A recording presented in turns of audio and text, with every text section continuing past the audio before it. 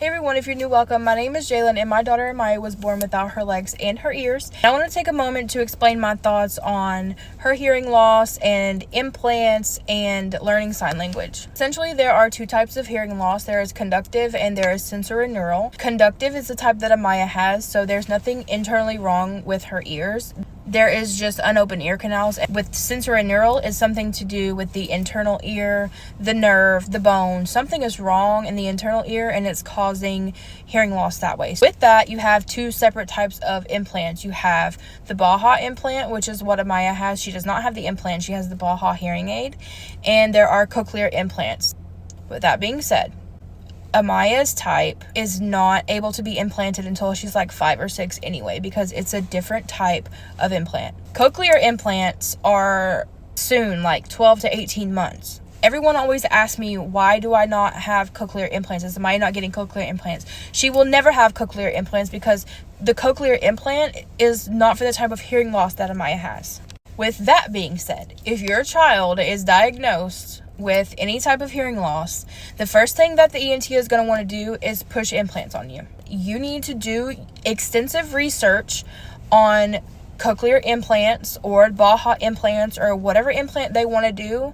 In that moment, you need to take a step back and tell ENT to pump the brakes and tell them to hold on just a second, because implants are not for everyone. A lot of times what the ENT will do is say, you can do with the implant, everything will be fine, you won't have to worry about sign language, your child will be speaking normally, everything is good. That is just not the case, okay? It's based on your child's hearing level. If your child has moderate hearing loss, they're wearing hearing aids, and they're working, then there is absolutely no need for an implant. And that's just my humble opinion. If the hearing aids are working, what's the point in going to surgery? And another thing that the doctors don't tell you, and if they do, I've never heard an ENT say this, when you go to surgery to have a cochlear implant, whatever hearing your child may have had before that surgery is completely gone.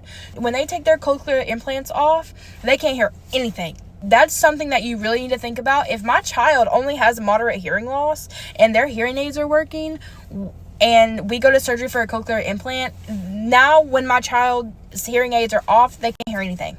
Another point is when they say that your child will be speaking after surgery and they'll be talking and everything's fine. There are so many kids and people and grown adults that have had cochlear implants that don't even wear them as adults, and they just use sign language, and I know that because I've met them. There's a lot of therapy, there's extensive time and patience and effort in getting your child to understand the basis of English language and teaching them everything from the start. Don't think that because your child just had cochlear implant surgery that they're going to be talking within the next 2 weeks. American Sign Language is not going to hinder your child in any way. No matter what the ENT tells you, it is a form of communication, and perhaps the best form of communication for your deaf or hard of hearing child. I will stand on that until the day I die. I advocate for sign language because it is super important for deaf and hard of hearing kids to learn that, so they are able to express themselves in a way that they know best. Take free classes online. Watch YouTube videos that are made by deaf or hard of hearing people or certified in ASL, because you can't just go on TikTok and watch just anybody teach signs, because a majority of the time they're going to be incorrect. You have to make sure you get your information from a reliable source. I've had 3 moms come to me in the last 2 days and ask me about implants and surgery for their children. So I just want to make this video. I know it's kind of long, but I just wanted to be open with you guys and give you my honest opinion and just do some research on the implant. If ENT is pushing for implants and they haven't explained anything to you, you need to ask questions. Make sure you have the answer to every question that you ask, because ENT likes to talk fast and they like to skip over some things. And so when it comes to your child, you need to do what's best for them. I've heard too, after surgery, parents getting upset because their implants failed, and it's not the implant failing, it's just your child was never able to hear in the first place. So going to surgery isn't going to magically make them hear if they're already like profoundly deaf. Best option, in my opinion, would be to do your research. If you really think that cochlear implants are the best for your child, and they might be, You really, truly in your heart think that cochlear implants are the best, and you understand the process and what comes after surgery, and you're okay with it, then by all means. If you don't even know what comes after and you haven't asked any questions to your ENT, you just signed the paper because they handed it to you at your first appointment and was like, your child's deaf, sign here for cochlear implants.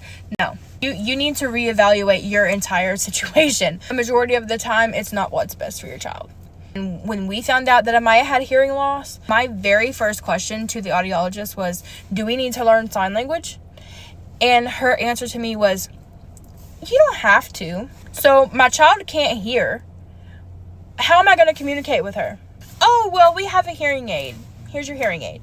Great. Her hearing aid brings her up from a severe level all the way up to a mild level, which is great when she has it on. But what about when she's refusing it? What about when we're at the park? What about when we're in the water, in the ocean, and she's in the shower, in the pool?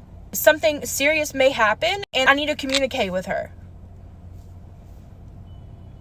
Is she supposed to read my lips? No, that's not fair to her. I have learned a ton of sign language over the last 2 years. My passion that I've recently came to realize is deaf culture. I am obsessed with it. I am so grateful for all the deaf and hard of hearing friends that we have. And I'm just so grateful that I have had an opportunity to meet all of them and to learn more about deaf culture. It's not just about sign language. It's an entire culture that's different from spoken English and hearing people. If you have a deaf or hard of hearing child, you really need to read up on it and make sure that you know what you're getting yourself into before you just opt for surgery to cure it all. I start an interpreting program in the spring at a college near us, so I'm so excited for that. Thank you, and we love you. And if you all have any questions regarding hearing or hearing aids, I'm here. Please message me anytime.